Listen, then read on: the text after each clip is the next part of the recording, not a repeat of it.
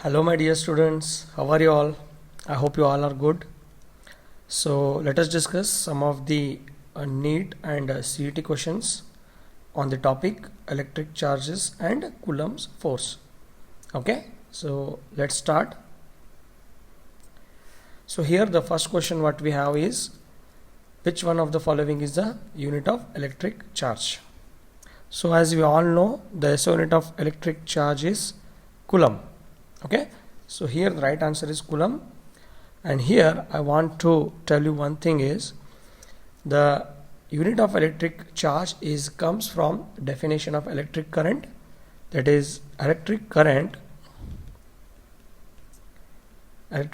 denoted by I is defined as the flow of charges with respect to time is called electric current. So from this expression we can write Q is equal to I into T, that is current into time.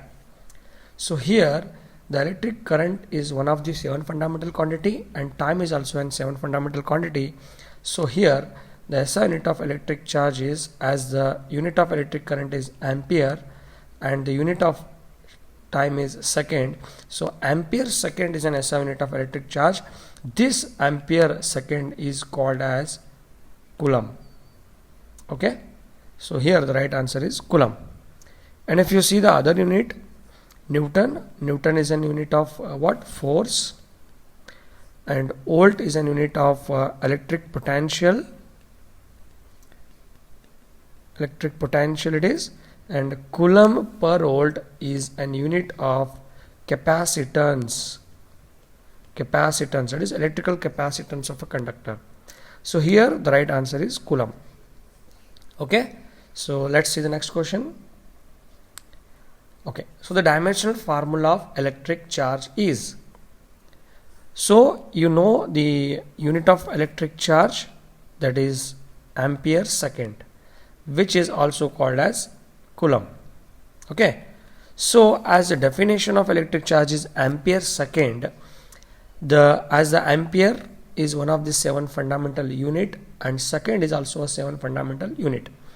So here the dimensional formula of ampere is square bracket A, and second is, as it is a dimension of time, so it is T.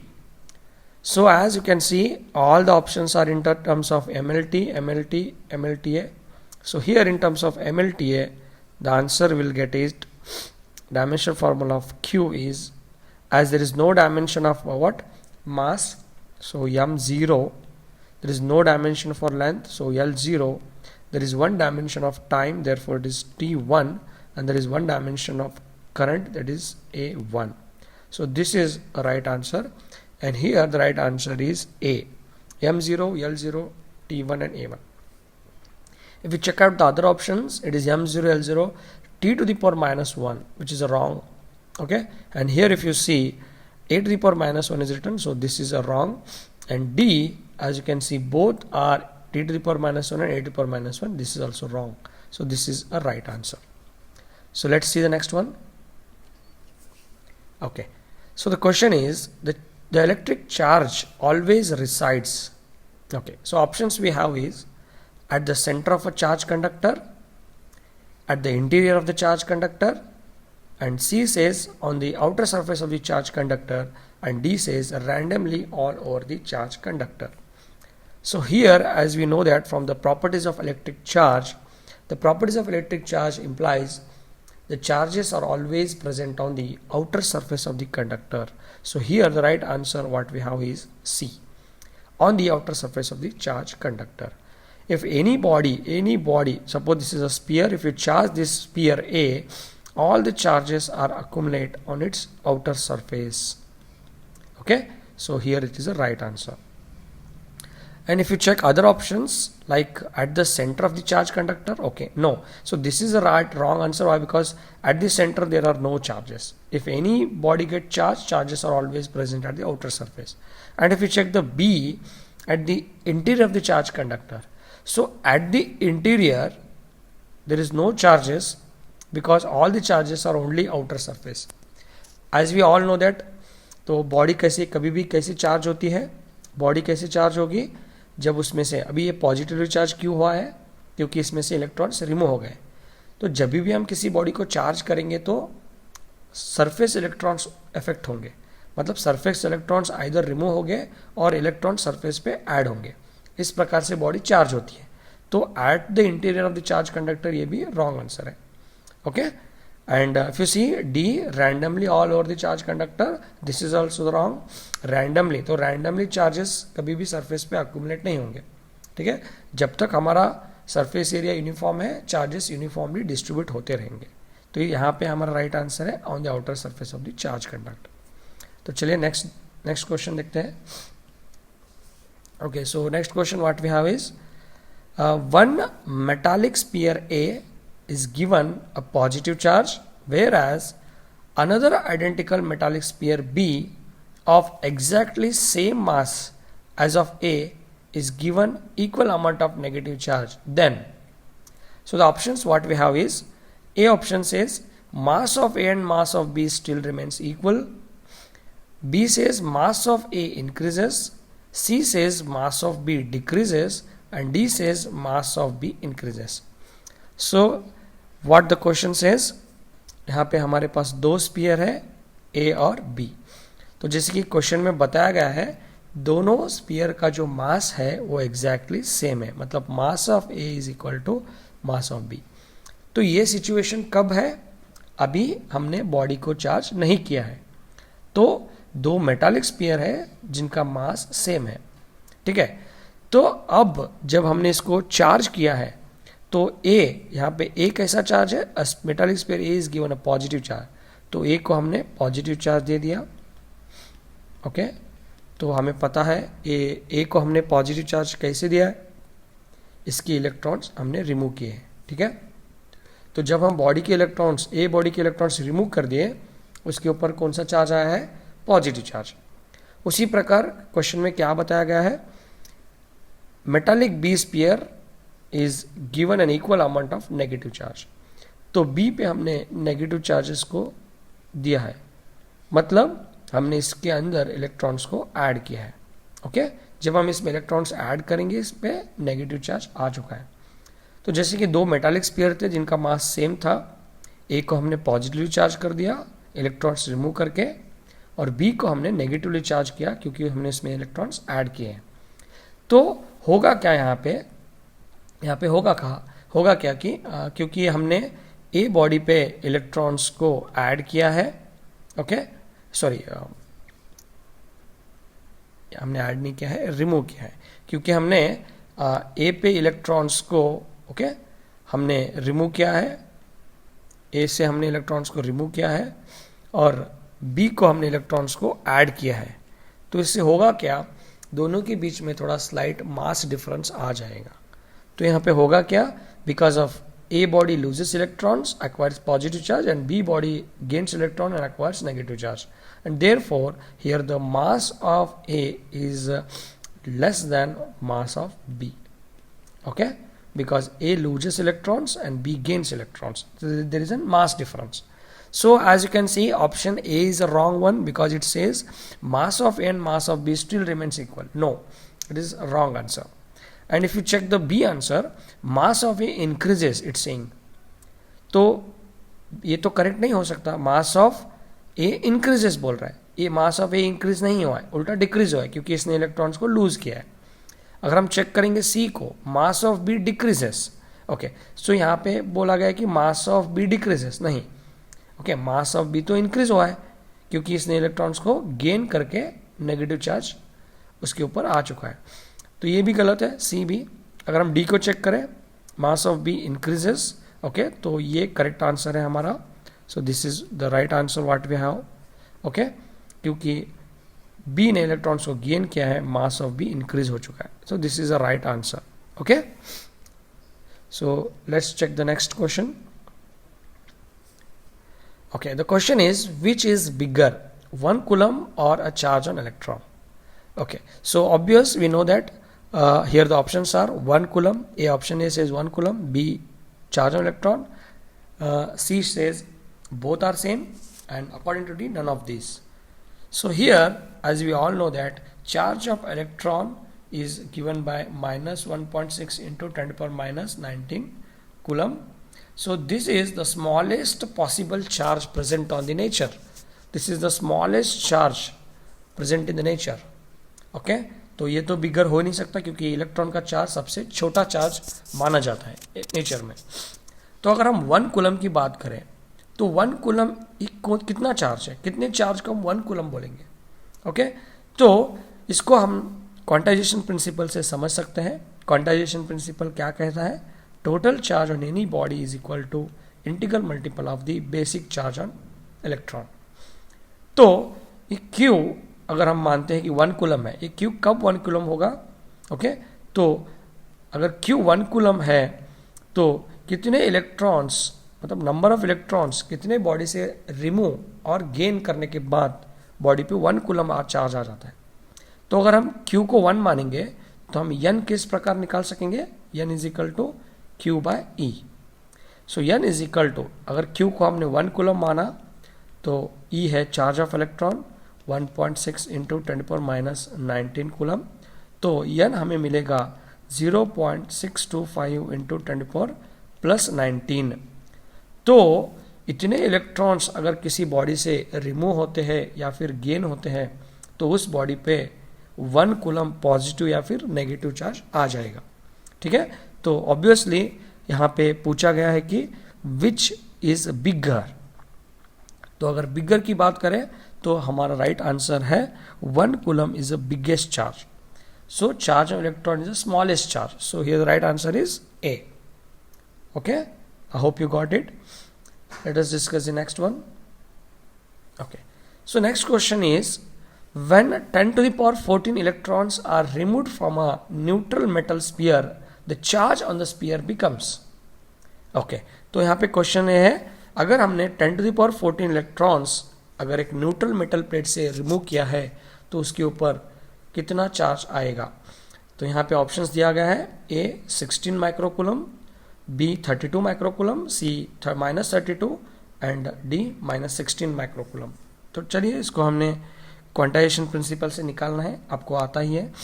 तो quantization principle Q is equal to N into E. तो यहाँ पे हमें Q को find out करना है. हमने N number of electrons कितने रिमूव किए हैं, 10 to the power 14 रिमूव किए हैं. E तो चार्ज ऑन इलेक्ट्रॉन है, हम इससे इसको सॉल्व करेंगे. ठीक है, so therefore Q is equal to N कितना दिया गया है 10 to the power 14 into E कितना रहेगा 1.6 into 10 to the power minus 19. Okay, तो इसको हमने सॉल्व करना है. ये बनेगा 1.6 into 10 to the power minus 5. Okay, तो इसी को मैं इस तरह से लिखूंगा 16 into 10 to the power minus 6 coulomb. तो यहाँ पे -6 किसको बराबर होगा, माइक्रो के बराबर होगा. तो ये बनेगा 16 माइक्रो कूलम. क्योंकि हमने बॉडी इलेक्ट्रॉन्स को रिमूव किया है बॉडी से, तो बॉडी पे आएगा positive charge. Okay, because of we remove this much amount of electron, the body acquires positive charge. So charge on the body is Q is equal to plus 16 microcoulomb. So the right answer what we have is A, plus 16 microcoulomb. Okay, अगर समझो इसी question में अगर question इस तरह से होता कि अगर हमने 10 to the power 14 इलेक्ट्रॉन्स किसी बॉडी पे ऐड किए होते तो राइट आंसर हमारा होता D. लेकिन हमने यहाँ पे रिमूव किए हैं इलेक्ट्रॉन्स को, तो इसीलिए करेक्ट आंसर हमारा होगा plus 16 microcoulomb. Okay, then let us see the next one. Okay, so the next question is again a theoretical. Quantization of charge implies. तो quantization of charge है क्या, आपको पता है quantization of charge क्या कहता है कि the total charge on any body is always integral multiple of the basic charge present on the electron. Okay, तो ये है quantization principle. तो यहाँ पे quantization principle हमें पता है, लेकिन चलिए अभी ऑप्शंस देखते हैं कि ऑप्शंस क्या है. ए कहता है कि चार्ज कैनॉट बी डिस्ट्रॉयड. तो ये तो क्वांटाइजेशन प्रिंसिपल है ही नहीं. चार्ज कैनॉट बी डिस्ट्रॉयड, ये तो law of conservation of electric charges की बात है. ओके, तो ये भी गलत है.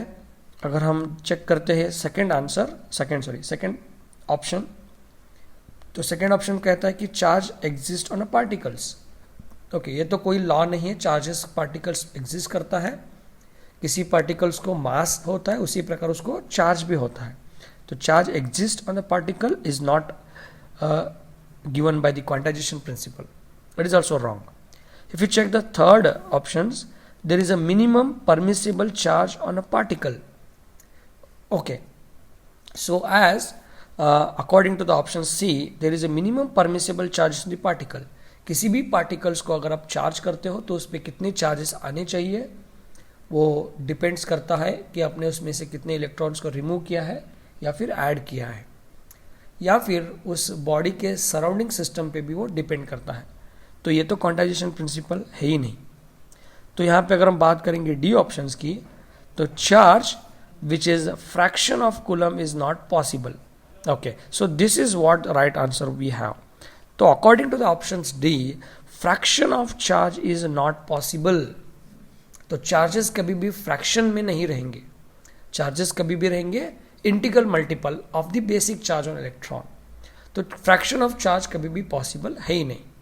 तो चार्जेस कभी भी रहेंगे नंबर्स में, ठीक है. It is always integral multiple of basic charge. So this is what the quantization principle implies and this is the right answer.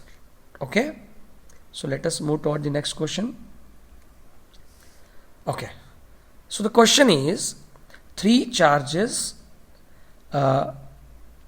plus q plus 2q and plus 4q are connected by strings as shown in the figure. Okay, तो चलिए figure देखते हैं. यहाँ पे ए एक spear बताया गया है जिसके ऊपर प्लस क्यू चार्ज है. हमारे पास और एक स्पीयर है बी जिसके ऊपर प्लस 2q चार्ज है, और सी एक स्पीयर है जिसके ऊपर प्लस 4q चार्जेस है. तो ये तीनों जो स्पीयर है एक स्ट्रिंग से कनेक्टेड है, जैसे कि हमें दिख रहा है यहाँ पे फिगर पे, ठीक है. So these 3 spheres are connected by a string. String means a wire you can take.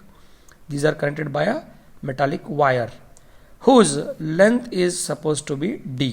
तो इस स्ट्रिंग का लेंथ है d, इस स्ट्रिंग का लेंथ भी उतना ही है d, ठीक है. तो हमें निकालना क्या है यहाँ पे बताया गया कि what is the ratio of tensions in the string A B and B C. तो हम इस जो ए बी जो ए स्ट्रिंग है इसके ऊपर और बी सी जो स्ट्रिंग है इसके ऊपर हमें टेंशंस को फाइंड आउट करना है. तो पहले हमें पता होना चाहिए कि ये टेंशन है क्या, ठीक है. तो टेंशन मतलब इसको हम कहेंगे force per unit length. Force acting per unit length is called tension. Okay, तो टेंशन है फोर्स पर लेंथ. तो यहाँ पे हमें इस ए बी वायर पे और इस बी सी वायर पे हमें टेंशन को फाइंड आउट करना है. ओके, तो जैसे कि हमें यहाँ पे समझना है कि ये तीनों जो चार्जेस है, जैसे कि आप देखेंगे charge on A is plus Q, charge on B is plus 2q. तो दोनों क्योंकि पॉजिटिव चार्ज है तो दोनों के बीच में जो फोर्स रहेगा वो रहेगा रिपल्सिव फोर्स, ठीक है. तो ये दोनों चार्जेस एक दूसरे से रिपल करना चाहेंगे, ठीक है. तो दोनों के बीच में जो रिपल्सिव फोर्स बनेगा वो रहेगा टेंशन ऑन दिस स्ट्रिंग. मतलब जो दोनों के फोर्स में जो रिपल्सिव फोर्स है, मतलब यहाँ पे क्या हो रहा है, ये चार्ज इस तरफ जाना चाहेगा, ये चार्ज इस तरफ जाना चाहेगा. तो क्योंकि ये दोनों स्पीयर्स इस वायर से जुड़े हुए हैं तो वायर के ऊपर टेंशन आएगा. मतलब इन दोनों के बीच में जितना रिपल्सिव फोर्स है that is nothing but the tension on this wire. Okay, तो यहाँ पे इस चार्ज के ऊपर सिर्फ इस चार्ज का रिपल्सिव फोर्स नहीं है, क्योंकि यहाँ पे पास और एक चार्ज एक प्रेजेंट है जिसका मैग्नीट्यूड प्लस 4q है. So here the force on A charge, as you can see, the force on A, how to calculate the force on A? The force on A is due to force on B plus force on C. तो इसके ऊपर जो repulsive force लगेगा वो इसकी वजह से भी लगेगा और इसकी वजह से भी लगेगा. तो फोर्स ऑन ए हम कैसे कैलकुलेट करना है? तो टोटल फोर्स ऑन ए हमें कैलकुलेट करना है force between A B plus force between BC. So force between AB and force between BC is what? The total force on the charge Q.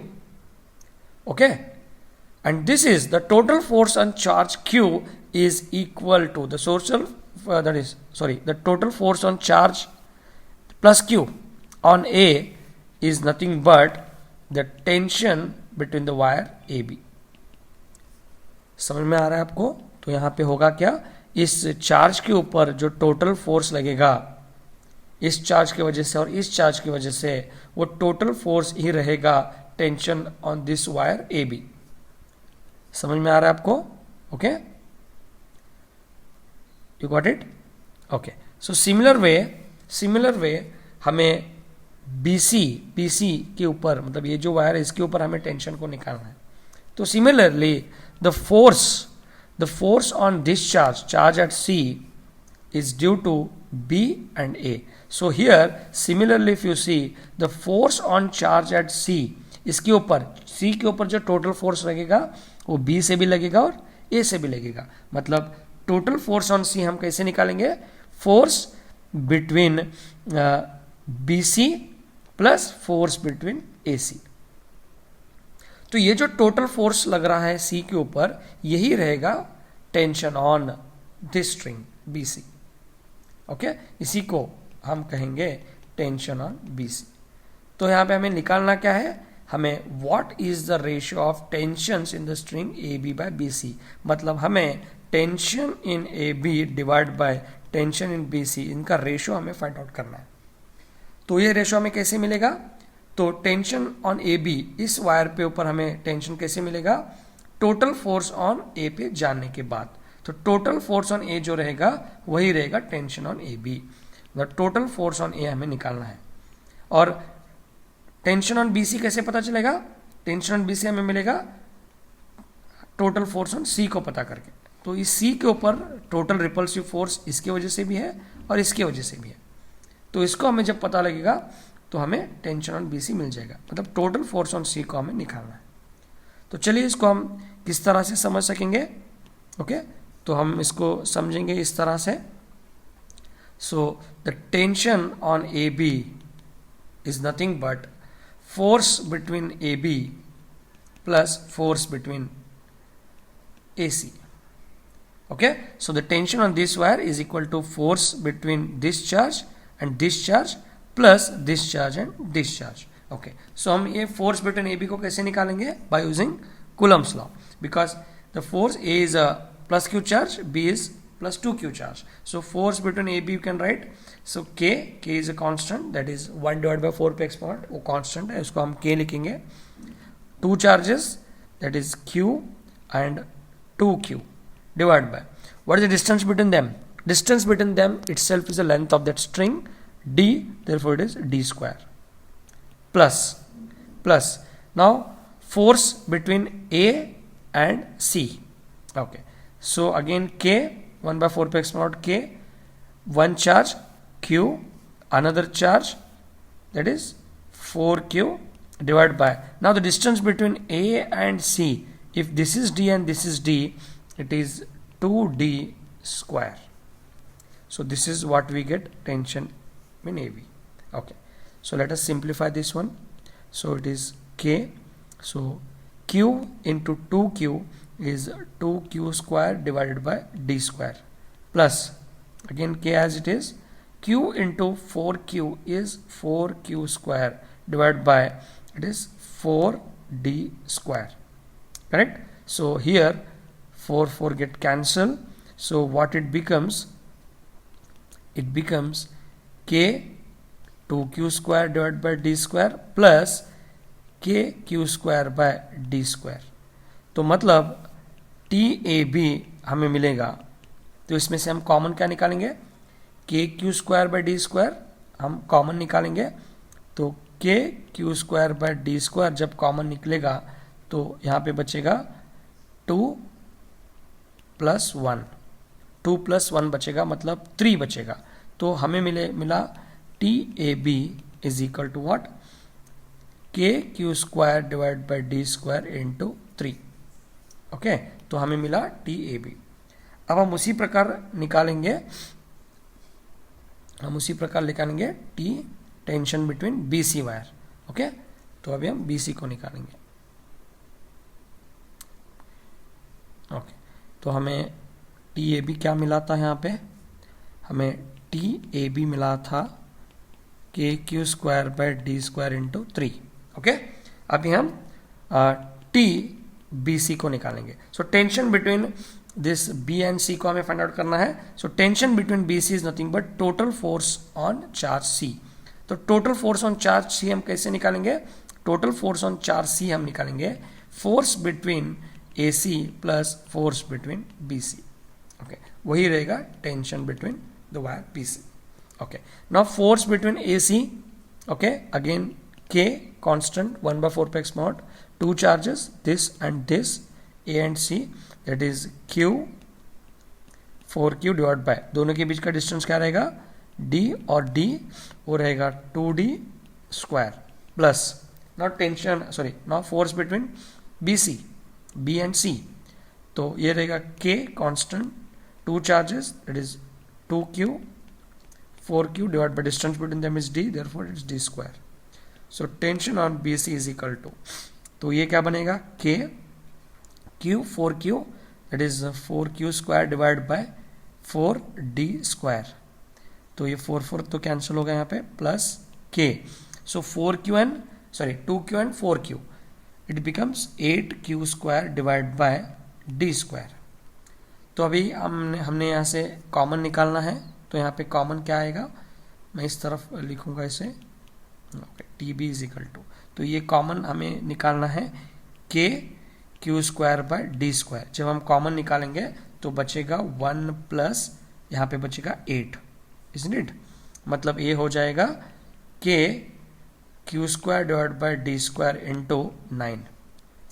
तो ठीक है, तो अभी हमें मिला है टेंशन इन AB और टेंशन इन B से हमें मिला है K Q square divide by D square into 9। Okay, तो चलिए अभी इसका रेशो हमें निकालना है। तो जब हम इसका रेशो लेंगे TAB बाय TBC, तो यहाँ पे KQ square by D square cancel होगा, तो हमें बचेगा 3/9, मतलब ये होगा 1/3। ओके, तो फाइनली TAB बाय TBC हमें मिला 1/3, मतलब हमें राइट आंसर है B is the right answer. Okay, B is the right answer. 1:3 is the right answer. Okay, so the tension between AB and BC string is 1:3. I hope you got this. Okay, तो चलिए next question की तरफ चलते हैं।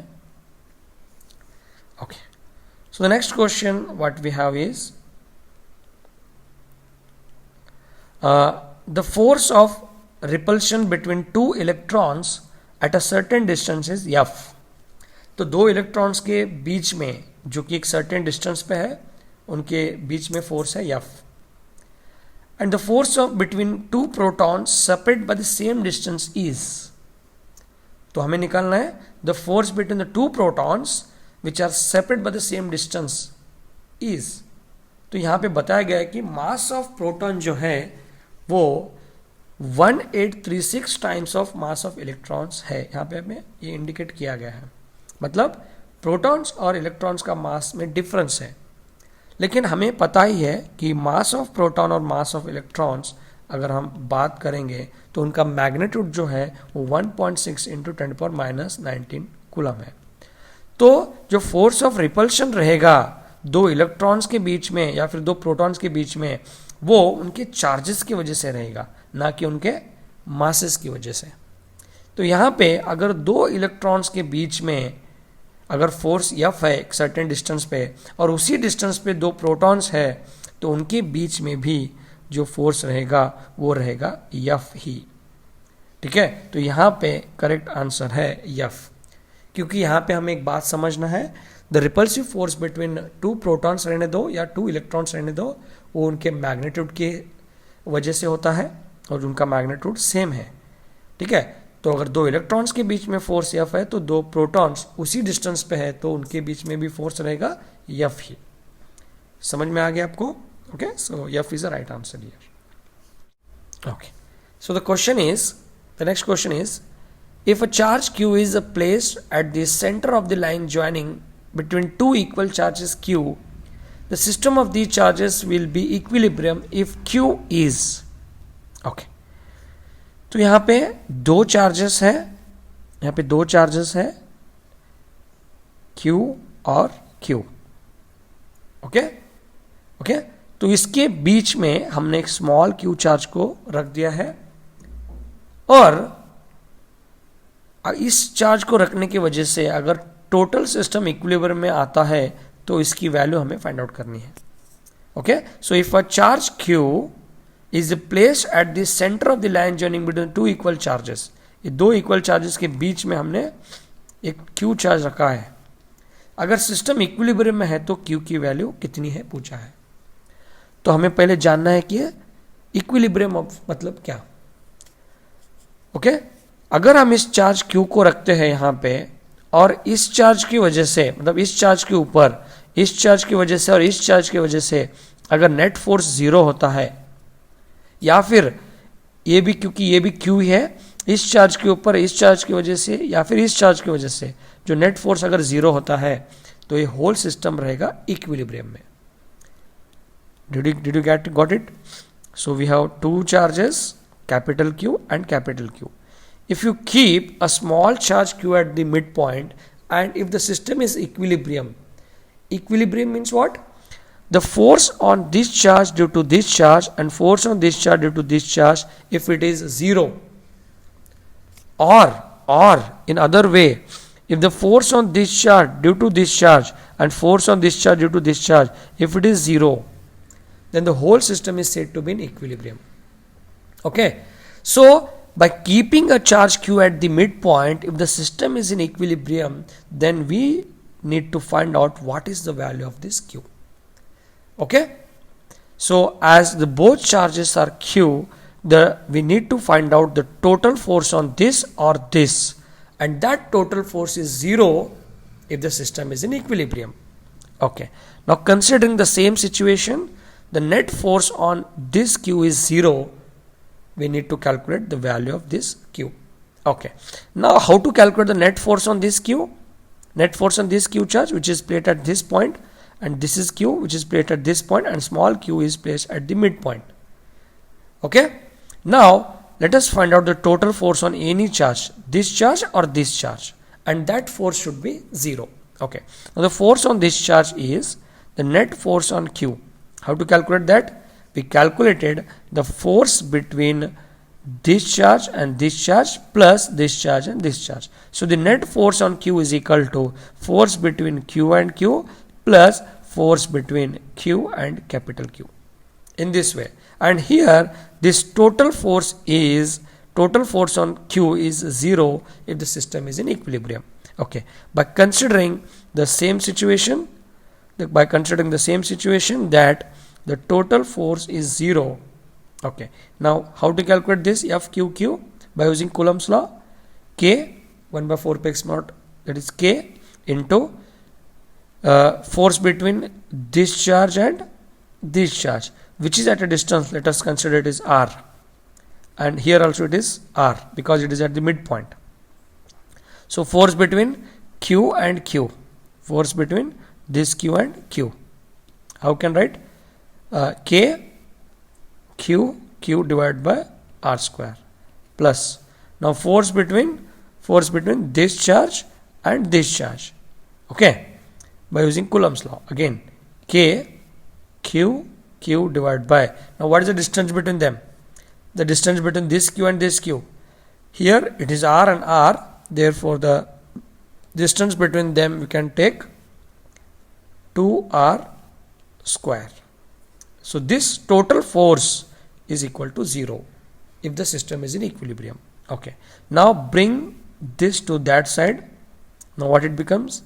K Q small q divided by R square is equal to minus K, Q into Q is Q square divided by 2R square, it becomes 4R square.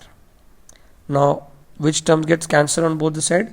K get cancelled, Q and 1Q get cancelled, R square and R square get cancelled. So what remains? Q is equal to minus Q divided by 4 remains. Okay, so if the system is in equilibrium, then the value of that small q placed at the midpoint is equal to minus q by 4. And here, as you can see, the options is minus 4q, minus q by 4, minus q by 2, or plus q by 2. So here the right answer what we have is this, minus q by 4. So the value of the small charge present at the midpoint between the two capital Q charges is minus q by 4 if the system is in equilibrium. Okay, I hope you got this. So the next question we'll see in the next videos. Okay, thank you.